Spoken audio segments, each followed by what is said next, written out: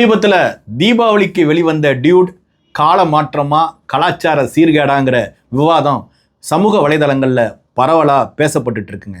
ஒரு திரைப்படம் என்பது திரைக்கதையின் வடிவமைப்பில் தான் இருக்கணுங்க. திரைக்கதை எவ்வளோ வலிமையாக இருக்கோ அந்த அளவுக்கு திரைப்படம் வலிமையாக இருக்குங்க. ஆனால் டியூட்ல என்ன மிகப்பெரிய பிரச்சனைனா, சொல்ல வந்த கருத்து சாதிய ஆணவ படுகொலைக்கு எதிராக இருந்தாலும் கூட திரைக்கதையின் அழுத்தம் இல்லாமல் அது வெறும் கேலிக்கூத்தா அது மாறி போச்சுங்க. இந்த திரைப்படத்தில் தாலியை விட பெண்ணோட மனசுக்குத்தான் முக்கியத்துவம் அதிகம்னு ஒரு கருத்தை சொல்கிறாங்க. இதே போன்ற ஒரு கருத்து அந்த காலத்தில் பாக்கியராஜ் இயக்கத்தில் வெளிவந்த அந்த 7 நாட்கள் என்ற திரைப்படத்தில் வெளியானுச்சிங்க. அந்த திரைப்படத்தில் புகழ்பெற்ற வசனம் தான், என் காதலி உனக்கு மனைவி ஆகலாம், ஆனால் உன் மனைவி எனக்கு காதலியாக ஆக முடியாதுங்கிற வசனம். அதுக்கான ஜஸ்டிஃபிகேஷன் காட்சியெல்லாம் அந்த திரைப்படம் முழுக்க பாக்கியராஜ் வச்சிருப்பாருங்க.